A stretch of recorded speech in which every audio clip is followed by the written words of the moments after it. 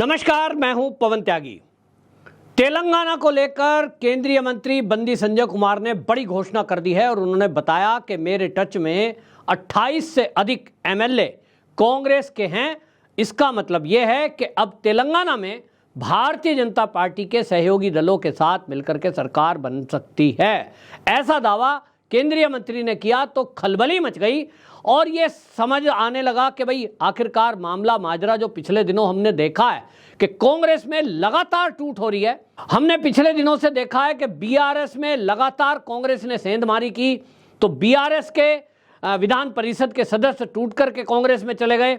BRS अपने आप को संभाल नहीं पा रहा है, या तो ये कहें कि जो विधायक हैं वो सत्ता का मोह छोड़ नहीं पा रहे और उनको लगता है कि अगर वो कांग्रेस में जाते हैं तो सत्ता में रहेंगे।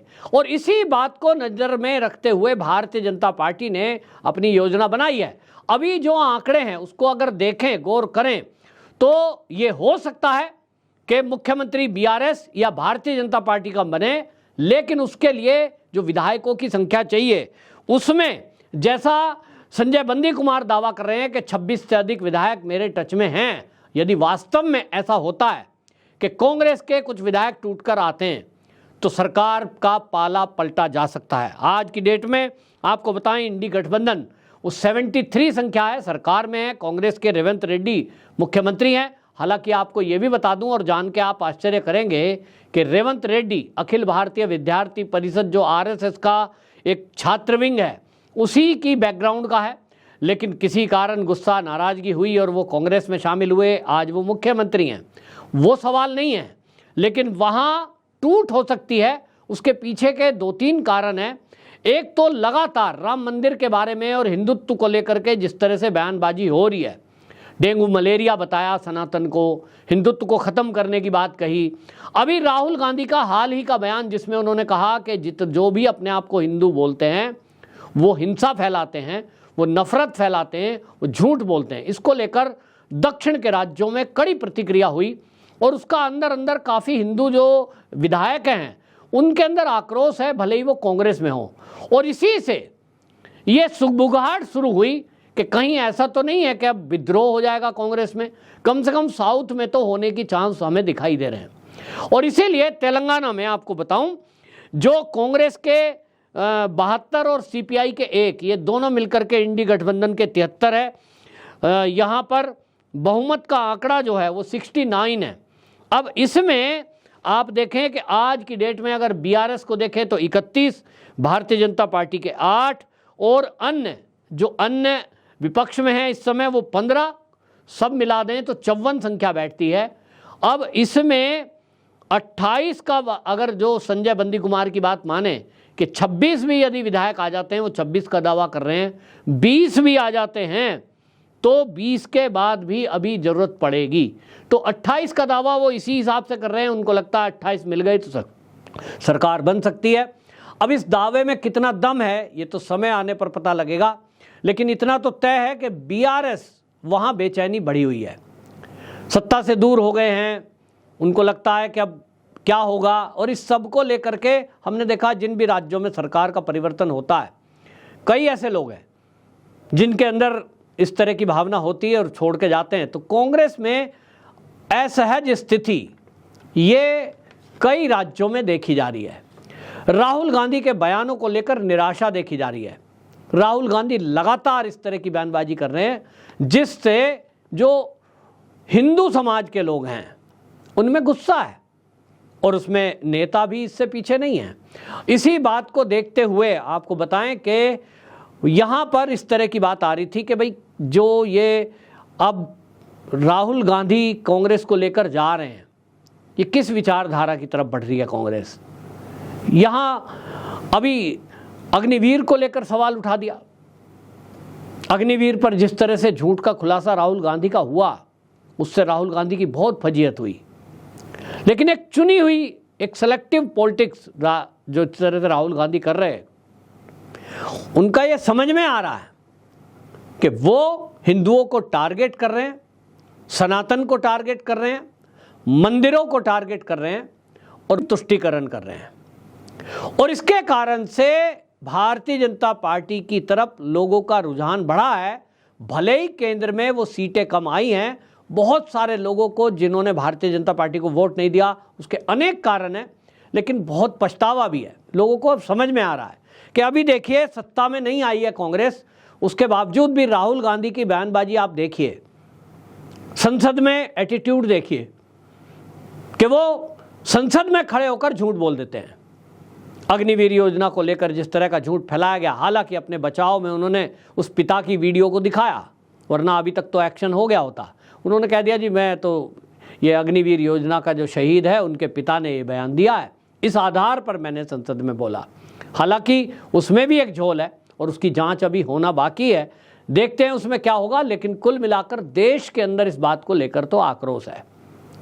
दूसरी तरफ आपको बता दूं कि कांग्रेस राज्यों में जहां जहां सरकारें हैं उसमें इन्होंने सत्ता प्राप्त करने के लिए जो झूठे वादे किए हैं, जो फ्री की रेवड़ियां बांटी, उन सभी राज्यों की हालत खराब है। तो तेलंगाना भी उससे अछूता कैसे रह जाएगा? सत्ता में आने के लिए आप कुछ भी बोल दो कि हम महिलाओं को बस यात्रा फ्री कराएंगे, 2000 रुपये देंगे, हम किसानों का लोन माफ़ कर देंगे, कुछ भी बोल देते हैं।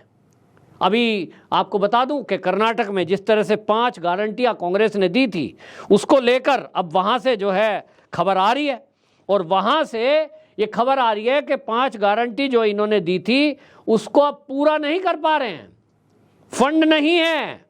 एक थी 200 यूनिट बिजली फ्री, एक गृह लक्ष्मी योजना थी 2000 रुपये प्रत्येक परिवार की महिला मुखिया जो है उसको देना, दूसरा 10 किलो अनाज, और एक था युवाओं को 1500 रुपये। अब इनके पैसे पूरे नहीं पड़ रहे हैं, तो हालत यह है कि मुख्यमंत्री जी ने अभी पिछले दिनों बिजली के रेट बढ़ाए, फिर बस का भाड़ा बढ़ा, और अभी जो खबर आ रही है वो तो दलितों को देखना चाहिए कि किस तरह से कांग्रेस अपनी सत्ता प्राप्त करने के लिए जो झूठे वादे करती है उसको पूरा करने के लिए किस तरह से जो दलित समाज है, आदिवासी समाज है, उसके जो विकास कार्य के लिए फंड कर्नाटक की सरकार ने अलॉट किया उसकी कटौती कर दी गई, और वो भी छोटी मोटी नहीं, 37%। कर्नाटक में आपको बता दूं कुल फंड जो है SC ST के लिए वो रखा गया 39,121 करोड़, और उसमें से आप देखें कि 14,730 करोड़ रुपया वो कटौती कर दिया, और वो कटौती करके वो कहाँ खर्च होगा? आदिवासी और दलित का जो फंड खर्च होना था वो होगा गारंटियों में। अब ये गारंटी कौन लेगा भाई? इसमें अपर क्लास भी है, जो पैसे हैं जिनके पास नौकरी करते हैं। ऐसी बस में जब महिला चढ़ जाती है कोई टिकट थोड़ी ले रही है, बोल रही है सब महिलाओं के लिए बस फ्री है तो हम ही टिकट क्यों लें? भले ही कोई अपर क्लास हो, भले ही कोई पैसे वाले हों। अब सवाल यही उठ रहा था कि फ्री की योजना आप दे रहे हो, क्या उन लोगों को भी फ्री की योजना मिलनी चाहिए जिनके पास पहले से पैसे हैं? 200 यूनिट बिजली फ्री क्या उनको भी मिलनी चाहिए जो उसको बिल को देने में सक्षम है? लेकिन यहाँ वोट लेने के लिए एक तरफा घोषणा कर दी, बेरोजगारों को 1500 रुपये भत्ता देंगे। अब ये 1500 रुपये वो बेरोजगार भी ले रहा है ना, कि जो कोठी और बंगलों में रह रहे हैं वो भी अप्लाई करते हैं, दुनिया भर की तिगड़म भिड़ाएंगे, सरकार से मिल रहा है तो ले ही लो। इसी तरह महिलाओं को मिल रहा है, और कांग्रेस की सरकार हो और वहां भ्रष्टाचार ना हो, ऐसा तो होता नहीं है। तो करोड़ों रुपए भ्रष्टाचार की भेंट चढ़ रहे हैं। इसी तरह से तेलंगाना के अंदर भी अब सरकार बने थोड़े से दिन जो हुए हैं, इसी में अब ये दिखने लगा कि विकास कैसे होगा। विकास तो तभी हो सकता है जब केंद्र के साथ आप तालमेल करके चलेंगे, और इसीलिए ये सब की अब ये एक बात चल पड़ी है कि भाई किसी तरह से भारतीय जनता पार्टी अगर सरकार में आती है, हालांकि विधायक बहुत कम है, लेकिन यहाँ महाराष्ट्र वाला फॉर्मूला अप्लाई हो सकता है। महाराष्ट्र में जिस तरह से भारतीय जनता पार्टी ने एकनाथ शिंदे और अजीत पवार को मिला करके सरकार बनाई है, बस अब यही फॉर्मूला लगना बाकी है कि जो कांग्रेस से दल टूट के आएगा, हालांकि उनकी संख्या अगर इतनी आती है कि दल बदल कानून लागू ना हो, लेकिन इस पर संजय बंदी जो कहते हैं, वो बंदी संजय कुमार कह रहे हैं कि ये अगर टूट कर आ रहे हैं, दोबारा चुनाव होगा, इसमें ये जीत जाएंगे। लेकिन एक कोशिश ये भी यहाँ चल रही है, अंदर अंदर की खबरें ये हैं कि इतना दल टूट के आ जाए कि दल बदल कानून लागू ना हो और एक अलग से पार्टी खड़ी हो जाए, तो एक डिप्टी सीएम, एक सीएम और भारतीय जनता पार्टी सपोर्ट करे।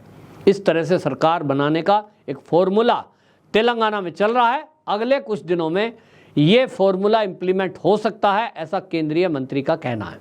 आपकी क्या राय है? कमेंट बॉक्स में जरूर बताएं। वंदे मातरम।